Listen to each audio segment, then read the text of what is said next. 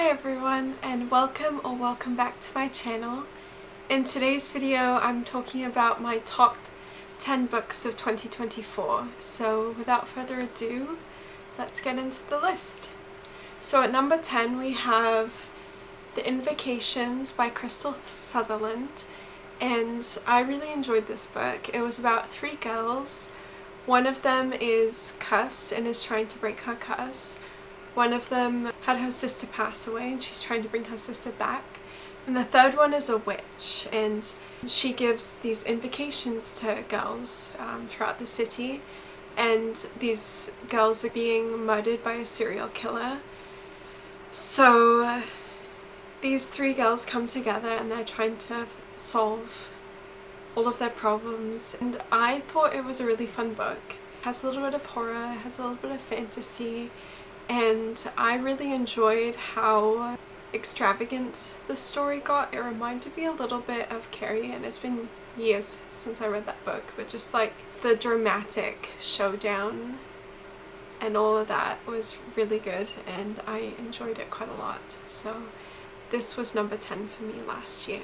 So at number 9 we have The Spell Shop by Sarah Beth Dust, and this was a really great, cozy romance fantasy book, and I would say it was one of my favorite cozy fantasies that I read last year. It was just really wholesome and sweet. It's about this girl who has to escape from the library because it's burning down, and she takes all these spell books with her, and she's not supposed to have them, but she wants to save the books from the library because it's burning down. So she takes them to her childhood home, which is like this secluded island, and there she's helping all the local people solve their problems. Along the way she meets someone, and it's just really cozy, and it's about her sort of setting up her business and making friends. The stakes are high enough, but they're not too high in this book. So I really enjoyed reading it. It was very sweet. It wasn't spicy at all. It was just a very sweet, cozy, fantasy romance type book. And this was number 9 for me last year.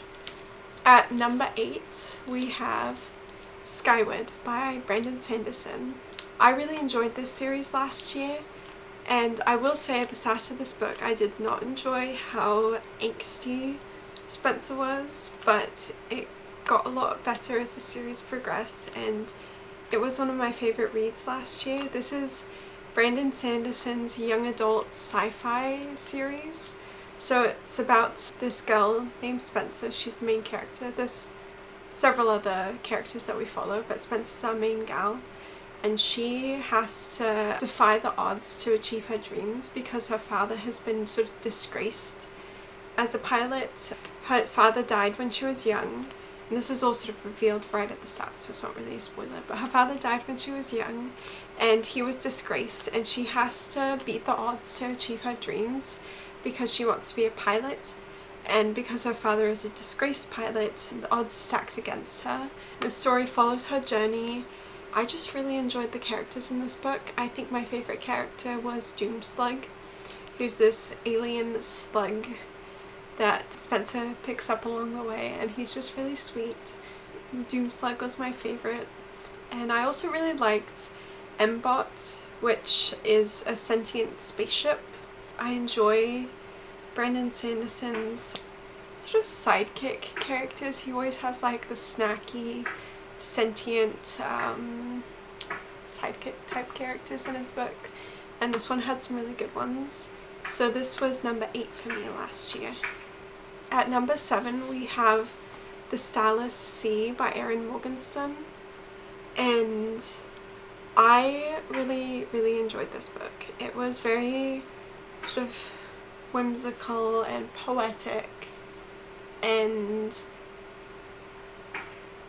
it's not a great book if you want like a concrete plot line, because it sort of meanders all over the place. There's stories within stories, but I thought the way that Erin Morgenstern did this book was really well done, and I thoroughly enjoyed it. I also do enjoy when characters have a name, and there was a character named Eleanor in this book, so I'm a little bit biased, but I loved this book. Actually, just talking about it, I really want to reread this one. We follow this boy named Zachary. At the start he finds a book that tells a story about his life and about something that he doesn't think anyone else would know about, so he's very curious about where this book came from, and through trying to find out the background of this book he gets swept away and goes on an adventure, and we follow a few other characters. It's just a very intriguing and whimsical book. I highly recommend it if you're in the market for something like that. It was a very good read.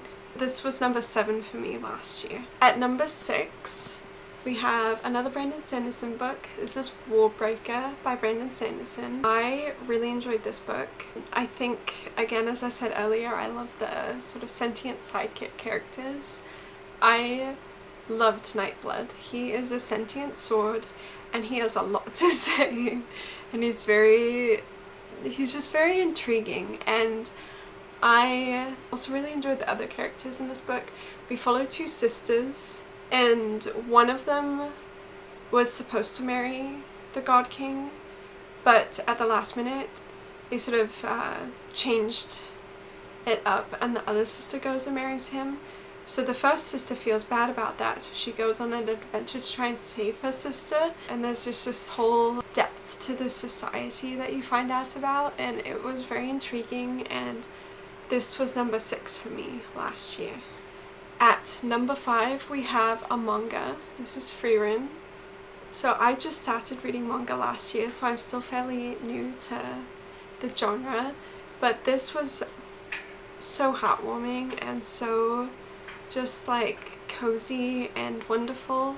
You follow Frieren. She's an elf and she's like 1,000 years old, so she's lived a very, very long time, and she is only just starting to sort of understand humans, or she's trying to, because previously she'd gone on an adventure with this group of adventurers who are now starting to pass away. That's caused her to realize that she has taken so much for granted, and she's now on this journey to try and understand humans and try and form better connections with them and not take it so much for granted, because what was just a blip in time for her was like a significant amount of time for everyone else, and it meant a lot to these people, and she is just starting to comprehend that.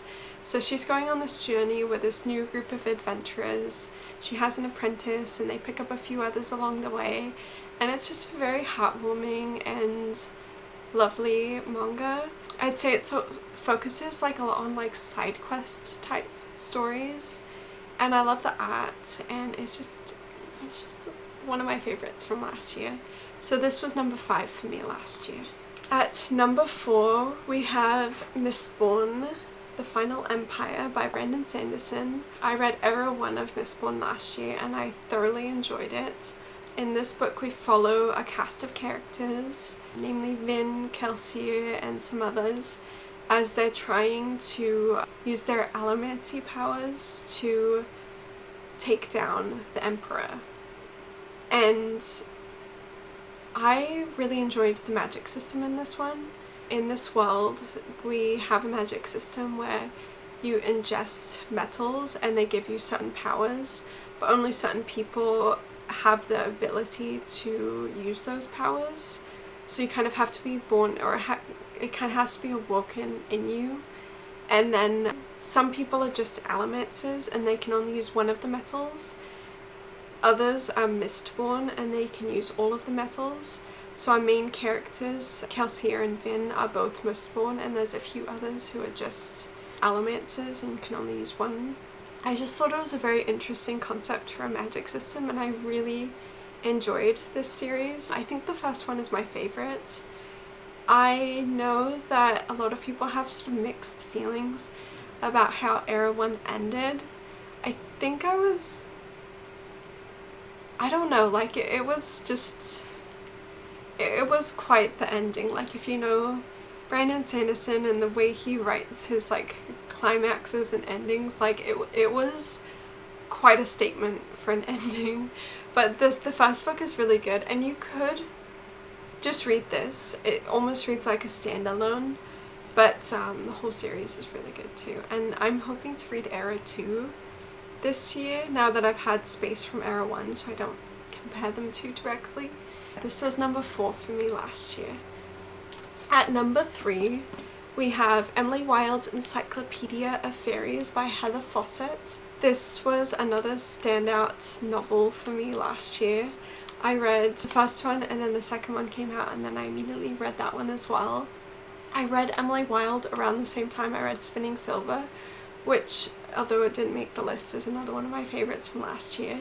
And I felt like those two books are very good companion books to each other. Like, if you enjoyed Emily Wilde, you haven't read Spinning Silver, it is a little bit different, but I don't know, like I thought they were quite similar in certain ways. Like, if you read them, you know. This book is about a professor who studies fairies, and she goes on a field expedition to this sort of Nordic place where there are a lot of fairies, and she does not get along with the locals, and then her rival shows up, and he's very friendly and makes friends with all the locals, and it's very much like a Grumpy Sunshine type romance in this book, and I just really, really enjoyed this book. It was one of my favourites from last year, and I can't wait for the next one to come out, because I will definitely be picking that up as soon as I can. So this was number 3 for me last year. At number 2, we have The Chat Atelier. I love this series so much. It was just so sweet and cozy and heartwarming, and oh my goodness, like, this series is about a little girl who accidentally uses magic, and then she gets swept up into this world where she has a mentor who starts to teach her magic, and she lives with him and a few other little girls who are all his apprentices, and they're learning magic together, and they're going on adventures, and they're doing certain tests to prove their magical skills. And in the background you have this really like interesting moral question about the ethics of magic. So while this is a story about like kids, it does have some like quite deep topics going on in the background. It just was very well done. The artwork is gorgeous. Like, this is the most beautiful manga I think I've ever read. This is my absolute favourite. I love it so much, and I highly recommend this one if you've not already read it. There is an anime coming out soon, and I will most definitely be watching that. I hope they do a good job with it. I love this manga so much. It was one of my favourites from last year. Like, it was like, please, if you have any interest in this at all and you haven't read it, like, please just read it. It was amazing. This was number 2 for me last year. Please read it. It was so good. At number 1, so my top book from last year, it's another Brandon Sanderson one. It was Words of Radiance. I've got the 2-volume paperback edition of this book. This book was absolutely amazing. It was just so like wonderfully done. Like, the way Brandon Sanderson writes his climaxes, his build-ups, just like all the little details he puts into his book that you don't think anything of in the moment, and they just like he brings them back, and they end up being so important. This book was just, it was amazing. The climax of this book, the way this book was resolved, it was probably my favourite in the Stormlight series, and I loved all of the books in the Stormlight series, but Words of Radiance was the standout for me, and I think it is for a lot of people. And Wind and Truth was just released, so the first 5 books, the first arc of the Stormlight, is complete. So if there was any time to read this series, it is right now, because you can read the first arc in its entirety. You don't have to wait. All 5 books are out. They are very long, over 1,000 pages each, I think. But they are so good. They are so worth the read, and at least for me, like, they don't feel like they're as long as they are. Like, this book did not feel like it was over 1,000 pages. It was just such a good read. If you're more of an audiobook person, the audiobooks for these books are also very good. I highly, highly recommend this book. Like, I know a lot of people are talking about this series, like it's not an unknown series, but it was just wonderful. My favourite book of last year. Highly recommend. This was #1 for me. So that concludes my top 10 books of 2024. I'm fairly new to BookTube, so if you haven't subscribed, please subscribe. Please leave a comment, let me know what your favourite books were last year. I am always looking for book recommendations. I hope you have a wonderful day, and I will see you in my next video. Bye!